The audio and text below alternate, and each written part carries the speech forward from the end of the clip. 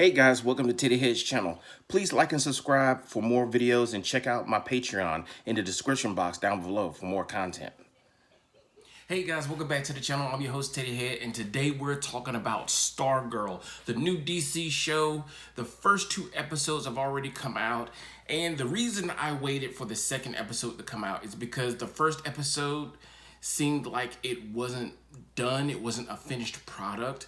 So I wanted to wait till the second episode came out before I made any kind of review video or anything like that. With that being said, it should be known that the first three episodes of this show were actually written by Jeff Johns himself, who's an infamous comic book writer. So the first three episodes are coming directly from him. Everything else is going to be written by probably various people. Now, a lot of the music and stuff, they did a good job. Like, they spared no expense when it came to the music budget, so to speak. I thought that was very good. It was very uplifting. It was very bright. It's a little different from all the other DC shows as they have it. So I thought that was a really good idea to put it into budget. Now, on the negative of that, a lot of DC shows start off really hype, and then they kind of dwindle down as time goes on. The best example of that is Legends of Tomorrow. If you look at the first season or so, they really had a high budget as far as special effects and stuff like that. Then by the time they got rid of Firestorm, the CG budget, so to speak, is kind of like bleh. For example, there's one character, because I don't really watch Legends of Tomorrow that much. There's one character who's supposed to be able to turn into steel. I can't tell you the last time I've seen him actually turn into steel. I think his name is Patriot or something like that. He's a historian, whatever. And it's the same thing, like they got rid of Firestorm, probably because they couldn't afford to to show the CG fire on him anymore. If you look at the standards of that show, it's gone down a whole lot. I mean, how much CGI budget does it take to show John Constantine lighting a cigarette on fire? So I hope that's not the case with this show, because so far it's off to a good note. I think it's doing very well. Now, let's talk Brett Basinger, who is playing Courtney, who is also Stargirl, who also has the cosmic staff. I think she's great. I think she's pulling off this character really well. I used to watch Justice League Unlimited, and she was always this kind of smart, angsty teenager, and Brett Basinger is pulling it off perfectly. If you've never really seen or heard of Stargirl before, and this is your first introduction to the character, watch Brett Basinger, because that's exactly how the character should be played. Luke Wilson, who's playing Pat Duggan, who is her uncle who married her mom. This is a really, I still haven't wrapped my mind around that yet. Her uncle married her mom or something like that. I still haven't figured that one out yet. Maybe there's some clarification that'll come in a future episode. But from my understanding, in the comic book, Pat is her uncle. And in this TV show, Pat has hooked up, as the son says, hooked up with Courtney's mom. So the uncle married the mother, which is really weird. So that family dynamic is kind of strange to me. But he pulls off the stepfather role very well. Their chemistry between him and Courtney is freaking awesome. Like, it's so believable being the situation that they're in. He used to be a sidekick for superheroes. He now has a mecha suit that he uses to fight crime, and she being the new Starman, aka Stargirl. They're pulling off that dynamic very well. It seems very natural and it flows. So I give him a grade A for that one. That is awesome. Now, as far as for the setting of this show is not on, I guess you could say, Earth 1 or Earth Prime. It's actually on Earth 2, which is a newly developed Earth 2 after the crisis that all the shows were on last year in 2019. So this is a new Earth 2 where they, instead of having a Justice League, they had a Justice Society. And Courtney, of course, is going to be the first of the second generation of those guys. So she's going to carry on that line. And assumedly, she's going to make a team. They're going to be the Justice Society. She's probably going to be the leader, most likely, since it's her show. That just makes sense. And they're going to carry on against the Injustice Society of America, which, by the way, is I like the fact that it's an established team. It's not like going to be the villain of the week type stuff. It is going to be an actual team that they're going up against, at least for a couple of seasons, you know, and that makes sense to me rather than saying, oh, well, this guy had an accident and now he's the super villain of the week. And that makes more sense to me than just, you know, your villain of the week stuff. I think it's really stupid, and it's been done before, you know. It's on most of these DC shows. That's what it is. It's some guy had an accident. Now he wants to be bad for whatever reason. And then you spend the rest of the season trying to kill or defeat him or whatever. And that's been done on The Flash, and it's been done on all these other shows too. So the fact that they have one steady arch enemy to fight is a good thing. Now, as far as who the arch enemies are, you've got Neil Jackson, who's playing Icicle, who apparently is the leader of the Injustice Society. Now, I've seen him in a few things, and he's a pretty good actor.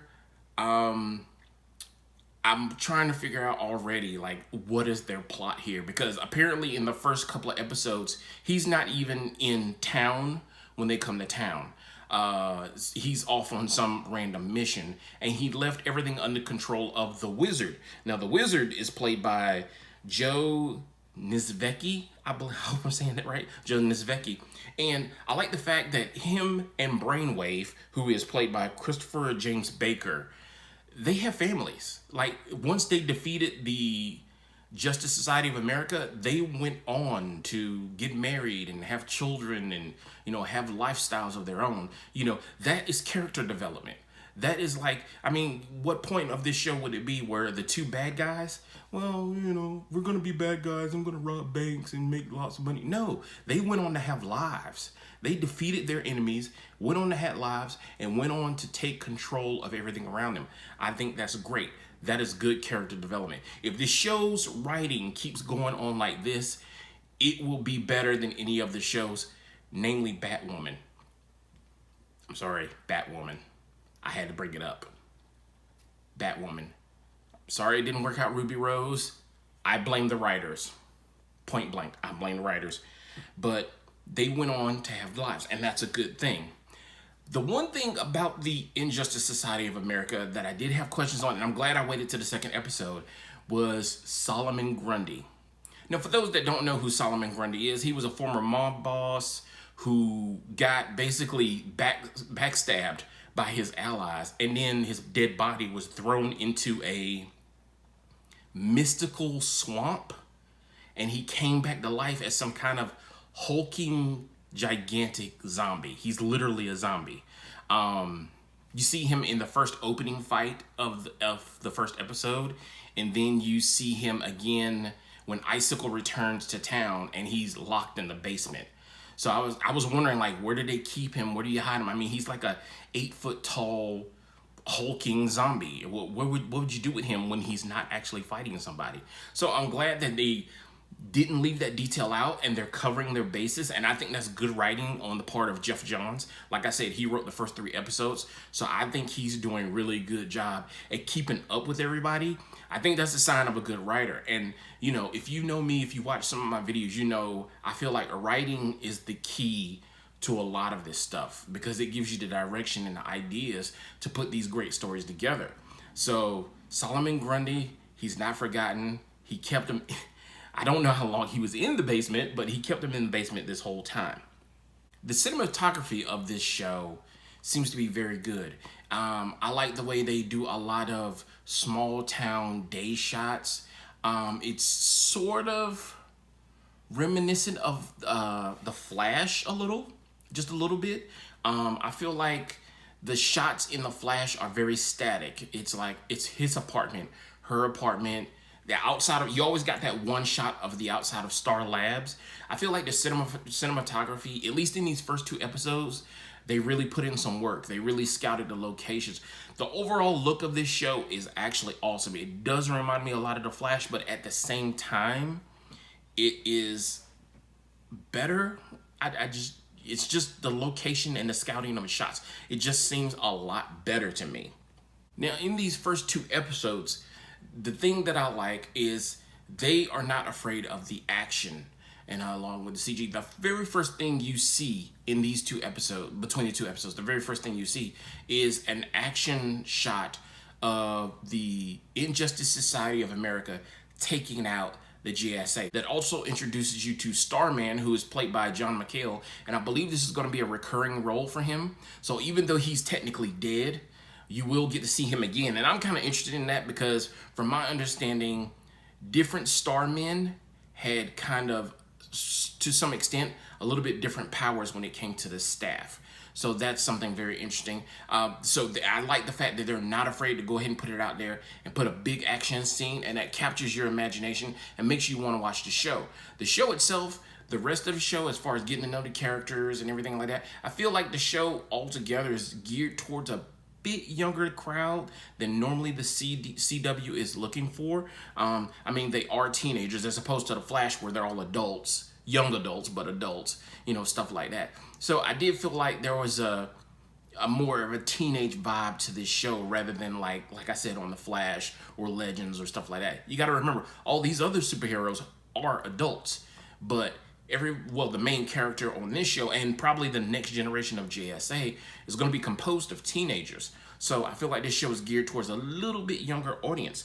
I do like the dynamic between Courtney and her uncle Pat. That's great. Probably one of the best moments so far, the first two episodes, is when Stripes goes to fight off Brainwave, and Brainwave's like, "Who are you?" And Pat just says, "Well, I'm a seeker of justice," because he didn't know what else to say. And the fact that he has always been a sidekick and he's never been a superhero himself, he's like, geez, what do I say to this guy? Now, by no means did I expect, or did anybody expect, for Stripes to win against Brainwave. I mean, the guy he's basically a male version of Jean Grey without the Phoenix Force. Pat didn't stand a chance, so, you know, whatever. But Stargirl stepped in, she did her thing, and I think it was an accident, but she kind of short-circuited Brainwave's brain. So, a lucky shot for her or whatever. I think, you know, there was a training montage, and there was a montage where she made her suit. I think that kind of sort of prepared her. I do like the fact that when they showed the suit, you notice that it's not like plastic fabric, or it's not like spandex or something. It's actually made of something a little bit stronger than just regular fabric. So that was a great detail. Once again, great detail shown by Jeff Johns and in his writing. It's not just a regular suit she's wearing. The two montages where they're training, those were hilarious. I loved them. You know, Stripes is trying to shoot his little power fist thing, and it either hits him in the head or it doesn't fly very far. So I thought that was great. The comedic timing there is great. And then, of course, when they're in the fight with Brainwave, back to that, when she comes into the fight and he's like, "Who are you?" And he's like, "This is Stripes. He's my sidekick." Now, all of a sudden, Pat, who wanted to be a superhero himself, is now relegated back to being a sidekick. He's like, "I took one step forward and she just pushed me 2 steps back." This is great. Altogether, I think these first 2 episodes were a great start to this series. I liked it so far. I think it's great. It's in a great movement. Jeff Johns himself has one more episode to go, which will be episode 3. I don't know who's doing the writing after that. The characters are just, they're killing it right now. Everybody from Beck Bassinger, Luke Wilson, all the other guys who play the bad guys, they're doing great development. I think this show is better. I don't think it's gonna go down in the history as a bad show, kind of like the first season of Batwoman did. I think across the board, most people didn't like that show. This show is completely different. I like the fact that the staff seems to have its own mind. It kind of works independently when it's connected to Courtney. I just think altogether, this will be a better show. I'm hoping to see more from it. I hope Jeff Johns writes more of the episodes. I think he does a fantastic job in writing. He's one of the bigger names in comics if you follow that. I can't wait to see what happens in future episodes of Stargirl. If you've watched Stargirl, you watched the first 2 episodes and you like it, please post something down in the comments and let me know. Please give this video a like, and I thank you so much for watching. You guys have a good day. Peace.